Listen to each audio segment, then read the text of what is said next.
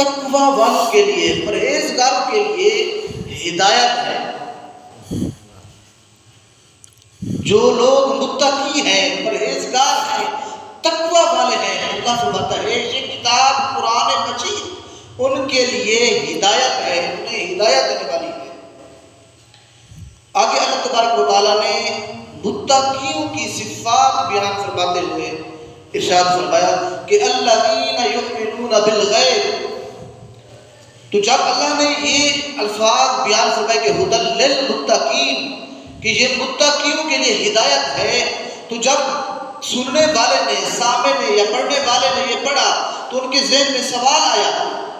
کہ یہ متقیوں کے لیے ہدایت ہے، تو متقین کون ہیں؟ وہ تقوی والے ہیں کون جن کے لیے یہ کتاب ہدایت ہے؟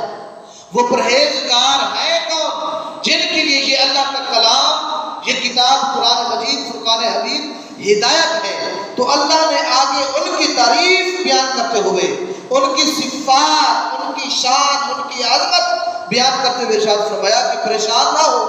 متقی ان کی نشانیاں جو ہیں، ان کی جو صفات ہیں وہ میں بیان کر دیتا ہوں۔ اللہ نے ان کی پہلی نشانی، پہلی صفت بیان فرماتے ہوئے ارشاد فرمایا کہ الذین یؤمنون بالغیب، کہ متقی وہ ہے جو غیب پر ایمان لاتے ہیں، جو بن دیکھے ایمان لاتے ہیں، جنہوں نے اللہ کو دیکھا نہیں،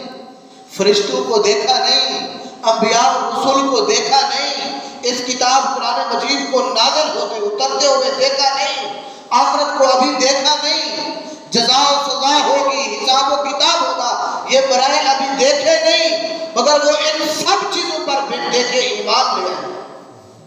بن دیکھے ایمان لاتے ہیں۔ تو اللہ فرماتے ہیں متقی وہ لوگ ہیں جو اللہ پر، اس کے رسولوں پر، انبیاء پر، ملائکہ پر، کتابوں پر، یوم محشر پر، آخرت کے دن پر حساب و کتاب ہوگا، عذاب ہوگا، جزا و سزا ہوگی، ان سب چیزوں کو اللہ فرماتا ہے جو بندہ بن دیکھے، بغیر کسی مطالبے کے، یقین کے ساتھ ایمان لے، تو اللہ فرماتا ہے وہ بندہ متقی ہے، وہ تقوی والا ہے، وہ پرہیزگار ہے۔ آگے فرمایا وَيُقِيمُونَ الصَّلَاةَ، ان کی دوسری صفت یہ ہے کہ وہ نماز قائم کرتے ہیں، نماز قائم کرتے ہیں، نماز قائم رکھتے ہیں، نماز پڑھتے ہیں، اللہ کے ہاں، اللہ کی رضا کی خاطر اللہ کے گھر آتے ہیں اور اپنی جبین نیاز کو جھکاتے ہیں، نماز پڑھتے ہیں۔ اس وجہ سے انہیں اس بات پر یقین ہے کہ کل قیامت کے دن سب سے پہلا جو سوال ہوگا وہ نماز کا ہوگا۔ تو اس خوف سے، اس ڈر سے وہ اللہ کو راضی کرنے کے لیے، اپنی آخرت سنوارنے کے لیے اللہ کے ہاں اپنی جبین نیاز کو جھکاتے ہیں اور نماز قائم کرتے ہیں۔ اور آگے فرمایا وَمِمَّا رَزَقْنَاهُمْ يُنْفِقُونَ، متقیوں کی تیسری صفت یہ ہے کہ وہ میرے دیے ہوئے رزق میں سے خرچ کرتے ہیں۔ یہ نہیں فرمایا کہ اپنے رزق میں سے نہیں، بلکہ جو رزق انہیں میں نے دیا ہے،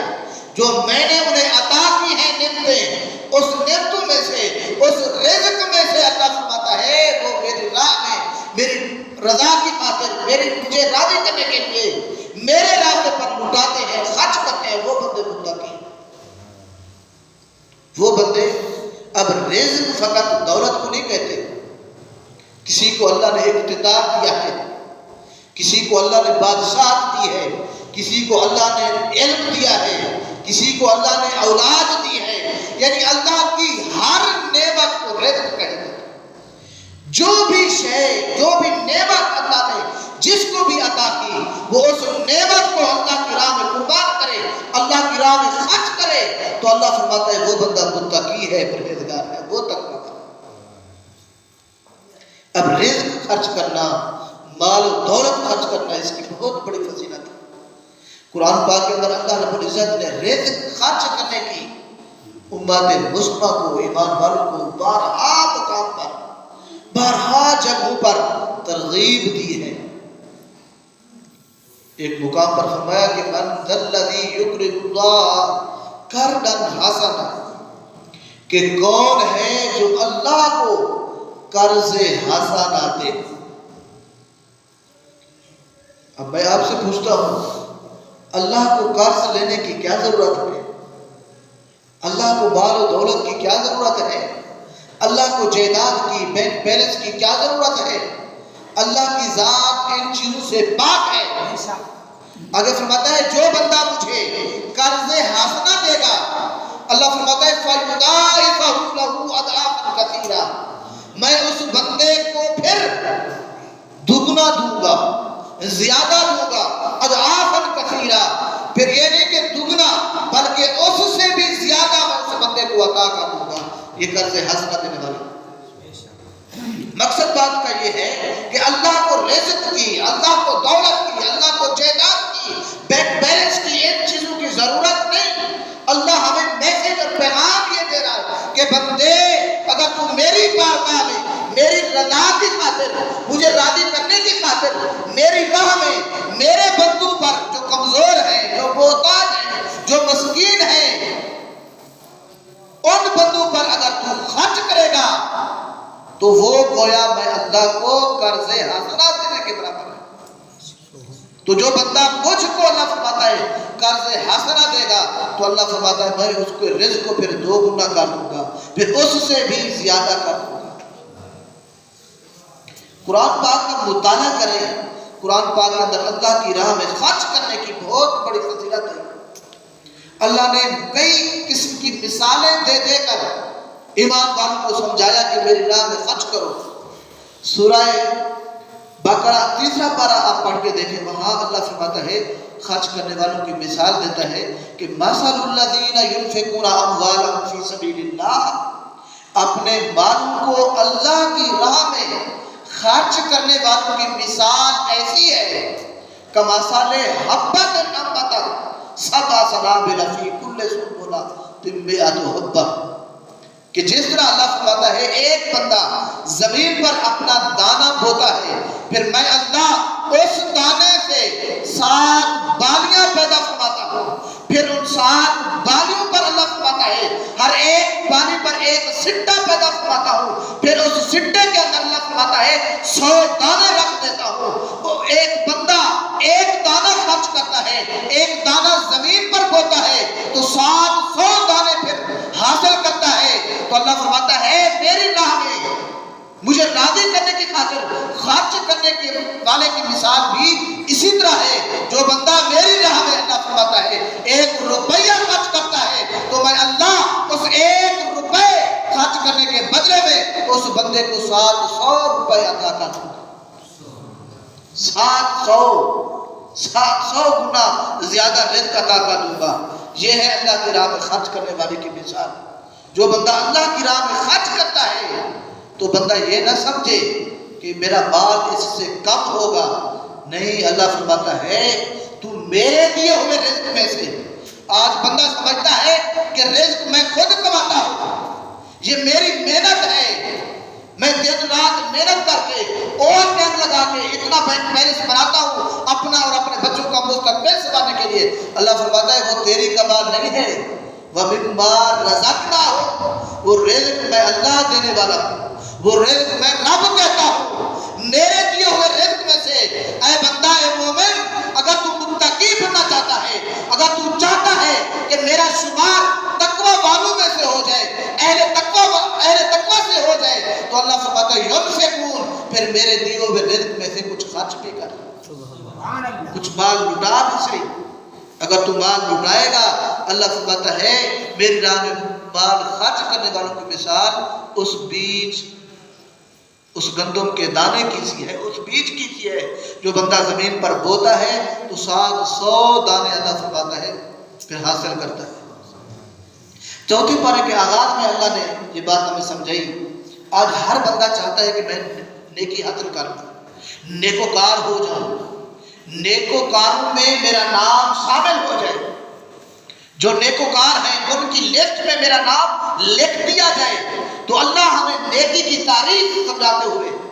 نیکوکاروں میں شامل ہونے کے لیے اللہ ہمیں یہ بتاتا ہے، ہمیں یہ فرماتا ہے کہ لَن تَنَالُوا الْبِرَّ حَتَّىٰ تُنْفِقُوا مِمَّا تُحِبُّونَ، اے بندے نیکوکار بن ہی نہیں سکتا، نیکیوں والا ہو ہی نہیں سکتا۔ باری تعالیٰ کب تک؟ اللہ فرماتا ہے تنفق مما تحبون، جب تک تو اپنی محبوب شے، اپنی پسندیدہ شے میری بارگاہ میں خرچ نہ کر دے، تب تک تو نیکی کو پا ہی نہیں سکتا۔ نیکی کی حقیقت، نیکی کی اصل پا ہی نہیں سکتا اس وقت تک جب تک میری بارگاہ میں اپنی پسندیدہ شے، اپنے محبوب شے خرچ نہ کر دے۔ اب سوچیں ذرا ہماری بندے کی پسندیدہ شے کیا ہو سکتی ہے؟ مال اور اولاد، ان دو چیزوں کے علاوہ بندے کو کوئی شے محبوب ہے؟ اللہ رب العزت اپنی راہ میں اولاد خرچ کرنا نہیں مانگ رہا۔ اللہ فرماتا ہے میری راہ میں مال خرچ کرو، میری راہ میں پیسہ خرچ کرو، میری راہ میں میرے دیو میں رزق میں سے کچھ رزق خرچ کرو۔ حدیث پاک میں آتا ہے، بخاری شریف کی حدیث ہے، تاجدار کائنات نے فرمایا کل قیامت کے دن اللہ بندوں کو بلائے گا اپنے پاس اور ان سے کہے گا کہ میں بیمار تھا، تیرے پاس مال و دولت تھی، تو نے میری عیادت نہیں کی، میرا علاج معالجہ نہیں کیا۔ پھر فرمائے گا میں پیاسا تھا، تو نے میری پیاس نہیں بجھائی۔ پھر فرمائے گا میں بھوکا تھا، تو نے میری بھوک نہیں مٹائی۔ دوستو عزیزان محترم، اللہ ان چیزوں سے تو پاک ہے، نہ اللہ کو بھوک لگتی ہے نہ پیاس، نہ اللہ بیمار ہوتا ہے، بلکہ اللہ تو بیماروں کو شفا دینے والا ہے، صحت کو تندرستی دینے والا ہے۔ بتانا مقصود یہ ہے، حضور نے فرمایا اللہ بندہ عرض کرے گا کہ مولا تو تو ان چیزوں سے پاک ہے، تو بیمار نہیں ہو سکتا، تو بھوکا اور پیاسا نہیں ہو سکتا۔ اللہ فرماتا ہے بندے میں خود نہیں بیمار تھا، مگر تیرے محلے میں، تیرے ہمسائے میں، تیرے رشتہ داروں میں میرے بندے جو کمزور تھے، جو محتاج تھے، جو مسکین تھے، جو ضرورت مند تھے، وہ بیمار بھی تھے، وہ بھوکے بھی تھے، وہ پیاسے بھی تھے، میں نے تجھے رزق دیا تھا، تجھے مال دیا تھا، تو نے جا کے ان کی عادت نہیں کی، ان کی بھوک نہیں مٹائی، ان ضرورت مندوں کی ضرورت نہیں پوری کی، تو آج میں اللہ تجھے سزا دیتا ہوں۔ تو حضرت محترم، اللہ تبارک و تعالیٰ قرآن کھولے، احادیث مبارکہ کی کتب کھولے، اللہ اپنے دیے ہوئے رزق میں سے لوگوں کو مال خرچ کرنے کی تلقین کرتا ہے، ہدایت کرتا ہے۔ تو جہاں بھی دیکھیں کوئی ضرورت مند ہے، کوئی محتاج ہے، مسکین ہے، وہ آپ سے کمزور ہے، اس کو جیسے آج کل سردیاں ہیں، سردیوں کے کپڑوں کی ضرورت ہے، جرسیوں کی ضرورت ہے، ٹوپیوں کی ضرورت ہے، یا ہر موسم کی شے جو آتی ہے چیزوں کی ضرورت ہے، یا اس مہنگائی کے دور میں کسی کو راشن کی ضرورت ہوتی ہے، کوئی بجلی کا بل نہیں ادا کر سکتا، اتنے مہنگے بل آتے ہیں، تو اپنے ارد گرد نگاہ دوڑے کریں، پھر دیکھیں جہاں اللہ کا گھر تعمیر ہو رہا ہو، کہیں مدرسہ تعمیر ہو رہا ہو، یا مدرسے میں سٹوڈنٹ طالب علم پڑھ رہے ہو، تو وہاں اپنا رزق دیا کریں۔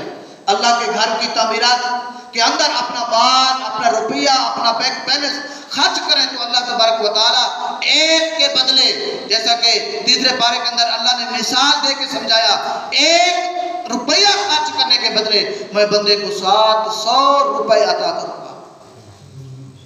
بندہ خرچ کر کے کبھی دیکھے اللہ کی رضا کی خاطر، فقط ریاکاری نہ ہو، دکھلاوا نہ ہو، نمود و نمائش نہ ہو، فقط اللہ کی رضا ہو شامل، تو پھر دیکھے کہ اللہ کس طرح اس بندے کے رزق میں اضافہ کرتا ہے۔ جو لوگ اللہ کی راہ میں خرچ کرتے ہیں تو اللہ ان کے رزق میں یقیناً، ہم نے دیکھا ہے، مشاہدہ کیا ہے، تجربہ ہے، ان بندوں کے رزق میں اللہ تبارک و تعالیٰ بے پناہ اضافہ فرماتا ہے، انہیں بے بہار رزق عطا کر دیتا ہے۔ تو جو بھی بندہ اللہ تبارک و تعالیٰ نے یہ متقیوں کی صفات بیان گنواتے ہوئے ارشاد فرمایا کہ متقی وہ ہوگا وَمِمَّا رَزَقْنَاهُمْ يُنْفِقُونَ، جو میرے دیے ہوئے رزق میں سے اپنا مال اور اپنا رزق خرچ کرے گا۔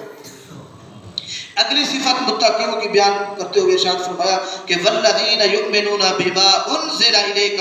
وَمَا أُنزِلَ مِن قَبْلِكَ وَبِالْآخِرَةِ هُمْ يُوقِنُونَ، کہ اے حبیب صلی اللہ علیہ وسلم متقی وہ ہوگا جو میں نے تجھ پر کتاب یعنی قرآن مجید نازل فرمائی اس پر بھی ایمان لے گا، وَمَا أُنزِلَ مِن قَبْلِكَ، اور جو تجھ سے پہلے کتابیں اور وہی نازل ہو چکی ہے ان پر بھی ایمان لے آئے گا تو وہ بندہ متقی۔ اب ہم اگر اس آیت مبارکہ پر غور کریں، تدبر و تفکر کریں، ذرا سوچ و بچار کریں، تو یہ آیت مبارکہ ختم نبوت پر بھی دلالت کر رہی ہے۔ وہ ایسے ہر بندے، ہر دور میں ہر نبی پر وحی تو اترنی ہے، نازل ہونی ہے۔ تو اللہ جب متقیوں کی صفات گنوا رہا تھا، اگر حضور کے بعد کوئی نبی آنا ہوتا، کوئی رسول آنا ہوتا، کوئی وحی اور کتاب حضور کے بعد آنی ہوتی، تو اللہ متقیوں کی صفات گنواتے ہوئے یہ بیان فرماتا کہ متقی وہ ہوگا اے میرے حبیب جو میں نے تجھ پر نازل کیا اس پر بھی ایمان لائے گا، اور جو تجھ سے پہلے نازل ہو چکا ہے اس پر بھی ایمان لائے گا، اور جو تجھ کے بعد نازل ہوگا اس پر بھی ایمان لائے گا۔ بلکہ اللہ نے یوں نہیں ارشاد فرمایا، اللہ نے فرمایا متقی وہ ہوگا جو کتاب قرآن مجید پر بھی ایمان لائے گا، اور کتاب قرآن مجید سے جو پہلے کتابیں نازل ہو چکی ہیں ان پر بھی ایمان لائے گا، وہ بندہ متقی ہوگا۔ تو یہ آیت مبارکہ ختم نبوت پر بھی دلالت کر رہی ہے۔ پتہ چلا کہ حضور کے بعد قیامت تک کسی نبی اور رسول نے اور کسی کتاب نے نہیں آنا۔ وَبِالْآخِرَةِ هُمْ يُوقِنُونَ، اور اگلی صفت یہ گنوائی کہ متقی وہ ہوگا جو آخرت پر یقین رکھتا ہوگا۔ یقین کہتے ہیں پکی بات کو، پختہ بات کو، یعنی وہ آخرت کے بارے میں مذبذب کا شکار نہیں ہوگا۔ جس طرح کچھ لوگ آخرت کو مانتے ہی نہیں ہیں، وہ سمجھتے ہیں کہ ہم نے جب مرنا ہے تو مرنے کے بعد اٹھنا ہی نہیں ہے، وہ اپنی میتوں کو بھی جلا دیتے ہیں، ختم کر دیتے ہیں کہ نہ ہم نے اٹھنا ہے اور نہ پھر جواب دینا ہے، نہ کوئی آخرت آنی ہے، نہ کوئی حساب و کتاب ہونا ہے۔ اللہ فرماتا ہے نہیں، متقی وہ ہوں گے جو آخرت پر یقین رکھتے ہوں گے،